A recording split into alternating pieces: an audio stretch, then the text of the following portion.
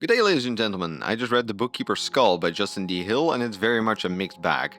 The premise of the book is pretty straightforward. We follow a young enforcer named Howe as he joins an older enforcer on a mission to motivate the backwater farms to meet their production quotas. And yes, motivate does indeed mean beat the absolute living shit out of everyone until they work harder. On their last round, however, they stumble upon a rather weird chain of events. The former overseer has died, people keep disappearing, and a bloodletting cult has sprouted at one of the agricultural facilities. Naturally, the duo sets out to motivate the sirs back to work, but things escalate and, well, horror stuff happens. The best part of this book is definitely its descriptive writing. This is supposed to be a Warhammer horror novel, and unlike some other books, the author actually got this memo and took it to heart. Hill creates an atmospheric farm world that feels very off, and especially the gory scenes were excellent. I didn't even have a visual, and still this book made me wince at multiple points throughout the story. Unfortunately, however, the horror of this book very much uses gore as a crutch to make it scary and unsettling. The book does present an interesting horror setup, and even makes it so that every character is just a little bit sus. But the book completely fucks the mystery up with its hints. Hill is about as subtle here with his audience as Rogal Dorn is with Nathaniel Garrow. The result of this is that you can see everything coming from 2 light years away. If you do decide to read this book, you'll also find that the title is laughably stupid for what the story tries to do. That aside, one thing I'd like to mention as well is that this novel is full of references to horror movies and other Warhammer horror books, so if you are a horror fan, you'll definitely recognize a thing or two. For an example, there's this scene where a character has to explore this dark, creepy machine unit, only to run into a severed hand out of nowhere. An unpleasant experience which Dr. Sadler might be able to tell you more about. I'm a sucker for cameos, so the book gets a plus for this. Then let's talk about the worst part of this novel, which is the characterization. First of all, there's not a single side character that is developed any further than absolutely necessary. No cool backstories, no interesting motivations or background fluff, nothing.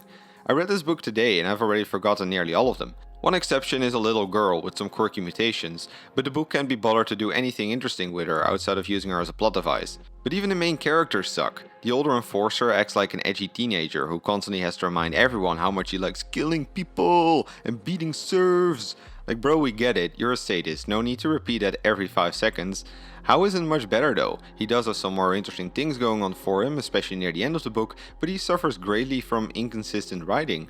On one page he will be a ruthless psychopath who would make even Malice Darkblade blush, yet on the next page he is super sentimental about helping out some random citizen, and then again on the next page he pees his pants in fear because the wind is blowing, or some shit like that. Maybe the idea was to paint Howe as mentally unwell or to show that there's a lot of fear underneath the sadistic attitude of the enforcers, but if this was the case it fell completely flat for me. These enforcers were a weird mix of scaredy cat and psychopath spiced with a lot of grimderp, and then I don't mean the good kind of grimderp. Finally, I want to talk about something which I rarely do, and that is the length of the book.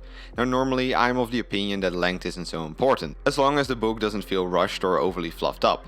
The Bookkeeper Skull, however, pushes this a bit too far for my liking. This book is advertised and priced as a novel, but it is unbelievably short. Especially if you get the audiobook, this becomes a bit embarrassing, as it only has a runtime of 4.5 hours. Still, it could have been okay if the book was fast-paced and focused, but it is neither. This book constantly sidetracks and spends time talking about random stuff. It even has an unnecessary epilogue. If someone would have told me that this was the prologue to a story instead of an actual story, I would have fucking believed it.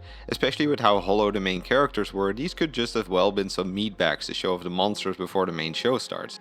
All in all, I'm giving this book 2 out of 5 spooky scarecrows. It has a great atmosphere and some of the grossest gore scenes I've read in Black Library. The story is quite promising, but it is much too obvious, and the fucking title of the book already spoilers half of it. The characters are shit, and let's call it what it is, the novella is much too short for the price that you're paying, so I really can't recommend the book in that regard. Anyway, that was all I got for you today. If you liked this video, please consider subscribing and click ringing the bell to appease the Great Horned Rat.